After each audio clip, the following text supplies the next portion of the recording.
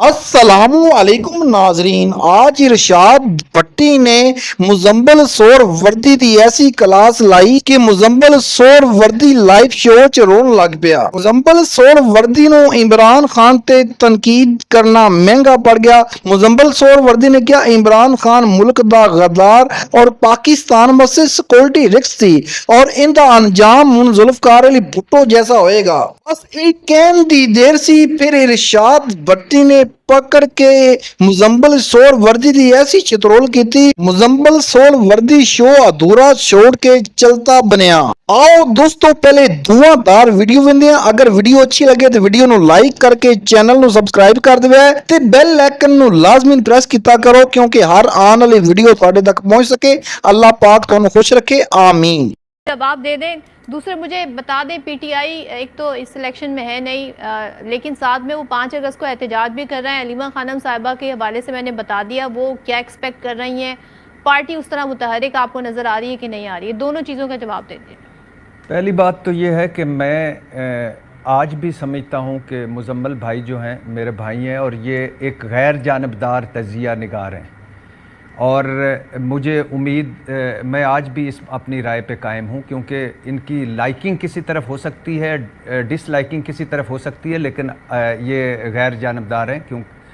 मगर मैं हैरान इस बात पे हुआ हूँ कि वो इस तरह जवाब दे रहे थे कि जिस तरह आगे कोई पीटीआई का एक बंदा बैठा हुआ था और बात तीनों पार्टियों की हो रही थी। और मैं हैरान हो गया हूँ इस बात पे और इस मंतक पे कि अगर ए ने गलत काम किया है तो बी को गलत काम करना चाहिए, क्योंकि पीटीआई ने इमरान खान ने महमूद अचकज़ई को बुरा कहा था, हमने लिहाजा भुट्टो और ज़िया को इकट्ठे मिल जाना चाहिए। चूँकि मौलाना फजल रहमान साहब को खैर ख्वाजा आसफ साहब ने पहली मरतबा नाम रखा था कौमी असम्बली में खड़े होकर, लेकिन अगर वो कहते थे तो इसका मतलब है कि ये जो मुस्लिम लीग और नून लीग और पीपल्स पार्टी को भी आपस में ये कर लेना चाहिए। और भाई ये कहाँ से आप दलीलें लेके आ जाते हैं, क्या मिसालें लेके आ जाते हैं? आपने इंट्रो नहीं देखा इस प्रोग्राम का? आपने इस प्रोग्राम का सवाल नहीं सुना? आपके अंदर जो बुग्स है इतना भर के बाहर आ जाता है। सवाल क्या था? अगर ये सवाल होता कि पीटीआई, मुस्लिम लीग और पीपल्स पार्टी ने ये नारे मारे वहाँ, तो मैं अगर आपको कहता कि पीटीआई का नाम ना लेता तो फिर आप बताते। बात हो रही थी एक दो इत्तेहादियों की, और दो इत्तेहादी कौन थे? एक पीपल्स पार्टी वाले, एक नून लीग वाले, दोनों ने एक दूसरे के खिलाफ इल्जामात लगाए।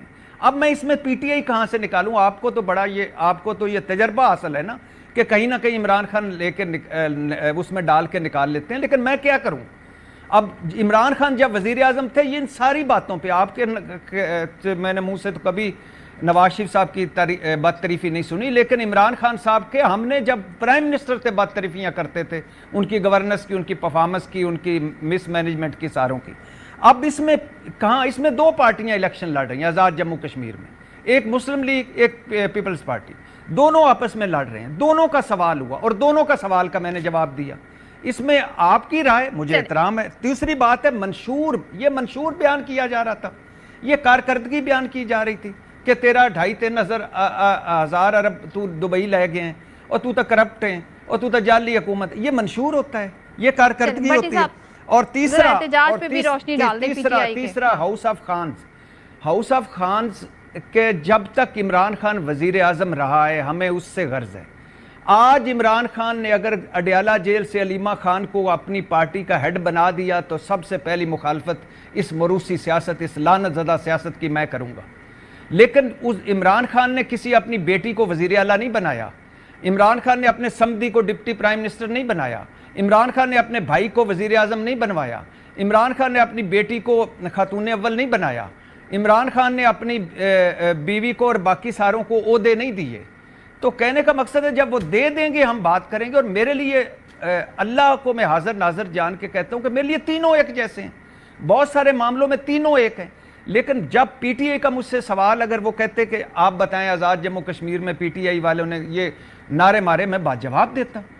तो ये क्या हम एक करते हैं कि अगर मुजम्मल साहब मुझे कहें कि जो भुट्टो और ज़िया का इत्तेहाद है ये बिल्कुल ठीक है, तो मैं कहूँ जी महमूद अचकज़ई से को भी इमरान खान ने तो ये कहा था اس کو بھی فلاں کو بھی یہ کہا تھا، اس کی غرض احتجاج نکلیں گے جتنے نکل سکے ہوئے. کوئی بہت بڑا احتجاج مجھے ہوتا دکھائی نہیں دے رہا. علیمہ خان کے لیے لوگ نکلیں گے جتنے نکل سکے ہوئے. کوئی بہت بڑا احتجاج مجھے ہوتا دکھائی نہیں دے رہا. پارٹی مسنگ ہے، اوپر عمران خان ہے، نیچے اس کے لوگ ہیں، درمیان میں علیمہ خان ایک ایفرٹ کر رہی ہے.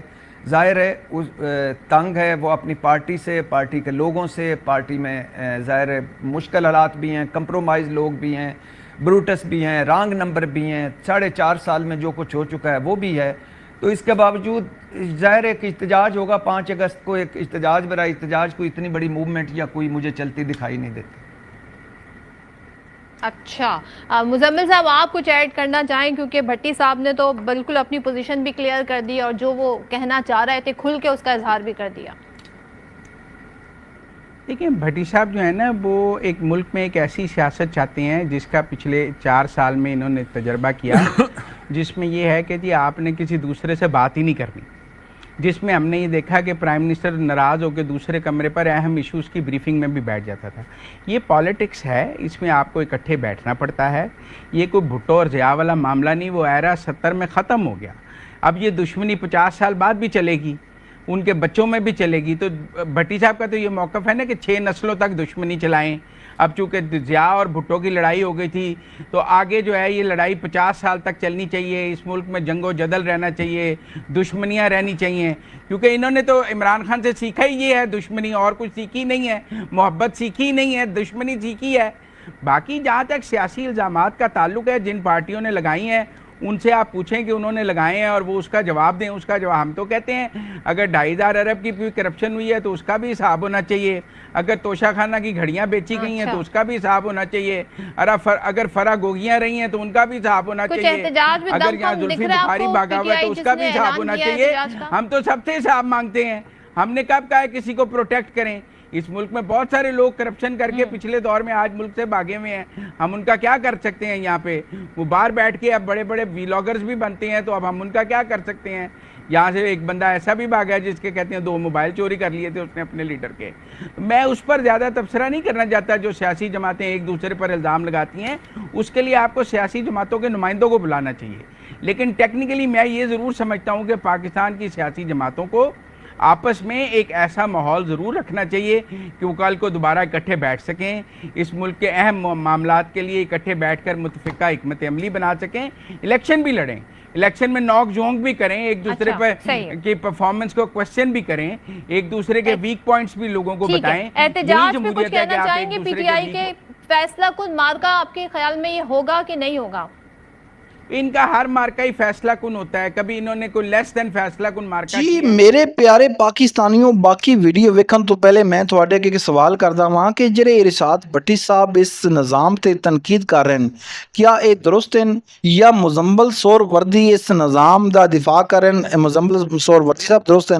اپنی رائے دا اظہار کمنٹ وچ کرو، میں بھی کوشش کراں گا کہ تھوڑے ہر کمنٹ دا رپلائی کر سکاں. اللہ پاک تھانوں خوش رکھے، ہر آمین. مارکا ہی فائنل میچ ہوتا ہے، ہر مارکا ہی T20 ہوتا ہے. کرکٹ کی زبان کے علاوہ انہیں کوئی سیاست کی زبان تو آتی نہیں ہے. یہ تو سیاست کو بھی کرکٹ سمجھ کے کھیلتے ہیں. مصیبت ہی یہ ہے سیاست اور کرکٹ کا آپس میں کوئی تعلق ہی نہیں ہے. یہ کرکٹ سیاست کو کرکٹ کے طور پہ کھیلتے ہیں، یہ سمجھتے ہیں T20 میچ ہے. بھائی سیاست T20 میچ نہیں ہے، یہ ایک بڑا میچ ہے. تو مجھے نہیں لگتا کہ یہ میں متفق ہوں بھٹی صاحب سے، حالانکہ میں زندگی میں بہت کم بھٹی صاحب سے متفق ہوتا ہوں، لیکن میرا ان سے اکثر صدف ایک جملہ، صرف ایک جملہ اور حسین اختلاف رہتا ہے. لیکن یہ میں ان سے متفق ہوں کہ احتجاج اس طرح کا کوئی شدید احتجاج کا مجھے چانس نظر نہیں آتا. ایک بات پہ اتفاق ہو گیا بھٹی صاحب، اب آپ خوش ہو جائیں. جی میں بہت خوش ہوں، بلکہ اب آپ کو مٹھائی بھجواؤں گا. لیکن یہ ابھی مجھے انہوں نے ایک جملہ کہا کہ یہ 70 میں ختم ہو گیا تھا یہ بھٹو ضیاء والا. نہیں سر نہیں، اس کے بعد ابھی 90s کے اینڈ پہ ہمیں بلاول بھٹو نے کہا تھا کہ یہ ضیاء الحق کا اصلی بیٹا ہے نواز شریف، اس نے اسامہ سے پیسے لیے تھے میری والدہ کی حکومت گرانے کے لیے. اور ابھی شرجیل میمن صاحب نے پرسوں کہا ہے کہ یہ ضیاء الحق کی پیداوار ہیں. یہ میں نہیں کہہ رہا، یہ مزمل صاحب ٹھیک ہے کیمپین ہو، ایک دوسرے پر آپ تنقید بھی کریں، لیکن جو بات بھٹی صاحب کہہ رہے ہیں، جو بات میں کہہ رہی ہوں، اتنے سنگین الزامات اور ان پر تو پھر تحقیقات بنتی ہیں. ملک کا اتنا پیسہ چلا جائے किसी सूबे का इतना पैसा चला जाए तो पूछना चाहिए। दूसरे ये कि जमहूरियत है, उसूल तो होते हैं ना सियासत में भी, कुछ कोई बाउंड्रीज तो होती हैं आप, या जब अपनी बारी आए तो फिर तमाम उसूल जो हैं बालाए ताक रख दिए जाते हैं। इसका क्या जवाब देंगे? देखिए, मैं बारी बारी भट्टी साहब के तमाम सवालात का जवाब देना चाहूँगा। जितनी देर आपने उनको दी है उतनी देर खामोशी से आप मुझे सुनेंगी। पहली बात, उन्होंने कहा ये दो ख़ानदानों का हाउस ऑफ शरीफ और हाउस ऑफ जरदारी के दरमियान मुकाबला है। अब मुल्क में 3 ख़ानदान हो गए हैं, वो एक हाउस ऑफ खान भी आ गया है, क्योंकि अलीमा खान कहती हैं मेरी सारी पार्टी नलायक है, मेरे सारे एमएनए नलायक हैं, मेरे सारे सेनेटर नलायक हैं, मेरा चेयरमैन नलायक है, ये सब डमी हैं। तो अब वहाँ भी सियासत हाउस ऑफ खान्स के पास आ गई है। अलीमा खान, नौरीन खान, उज़्मा खान, इमरान खान, बुशरा खान, सियासत अब वहाँ भी खानों के अंदर ही रह गई है, एक ख़ानदान के अंदर। उसके बाद सारे ज़ीरो हैं। ये ख़ुद कहते हैं कि उसके बाद किसी की कोई औकात नहीं है। जो अलीमा खान कहेगी वो वज़ीर आला बनेगा। ये नहीं कहते कि जिसको MPS कहेंगे वो वज़ीर आला बनेगा। तो अब इनको अपनी छतरी तले तो भट्टी साहब को कुछ नज़र आता नहीं है, दूसरों पर तनकीद इनको करनी नज़र आती है। ये कहते हैं कि ये इकट्ठे हैं। ये बताएं कि ये मौलाना फजलुर रहमान को मौलाना डीजल कहते थे इमरान खान साहब, फिर असद कैसर साहब उनके घर बैठे रहे कि हमारे साथ इत्तेहाद कर लें। वो कौन सी जमहूरियत थी? फिर 2014 में धरने में महमूद खान अचकजई को इतना बुरा भला कहते थे, दुपट्टा लेके उसकी नकल उतारते थे। आज पूरी PTI ने उसको कायदे इख्तलाफ बनाया हुआ है। किस मुँह से? कौन सी सियासत है? ये भी भट्टी साहब हमें बता दें कि वो इमरान खान के वो शॉट्स चला दें, वो मौलाना डीजल वाले शॉट्स चला दें, और असद कैसर और बैरिस्टर गौहर की मौलाना फजलुर रहमान के पीछे पढ़ने वाली नमाजें हमें दिखा दें।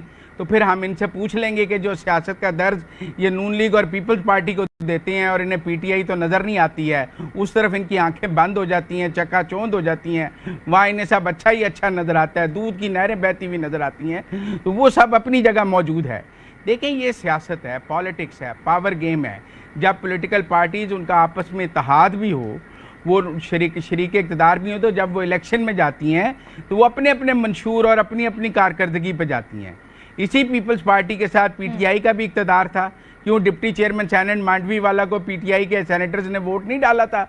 जब जरदारी साहब बलूचिस्तान की हुकूमत ख़त्म करके आए थे तो इमरान खान साहब ने सलीम मांडली वाला को पीपल पार्टी के डिप्टी चेयरमैन सेनेट को वोट नहीं डाला था। तब कौन सी हाउस ऑफ जरदारी थे जिसके डिप्टी चेयरमैन को वोट डाल रहे थे? इमरान खान साहब। और ये हमें कहते हैं, एक मिनट सुन लें, ये कहते हैं कि इलेक्शन तरमीम हो गई, नैब तरमीम हो गई।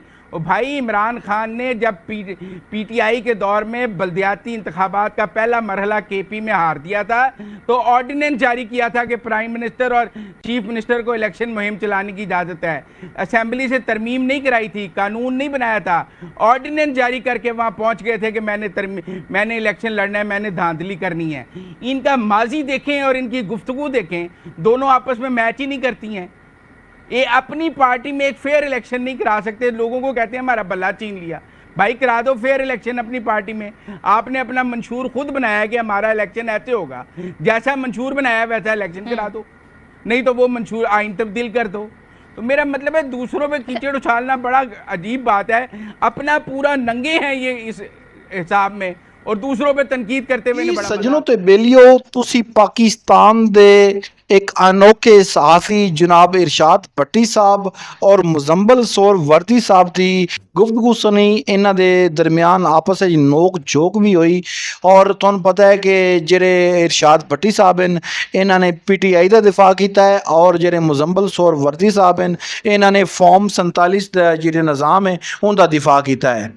नाज़रीन, किसी भी सहाफ़ी नूं किसी भी जमात का नुमाइंदा नहीं बनना चाहिए। जदों कोई सहाफ़ी किसी जमात का नुमाइंदा बन जाता है फिर वो सहाफ़ी नहीं रहिंदा।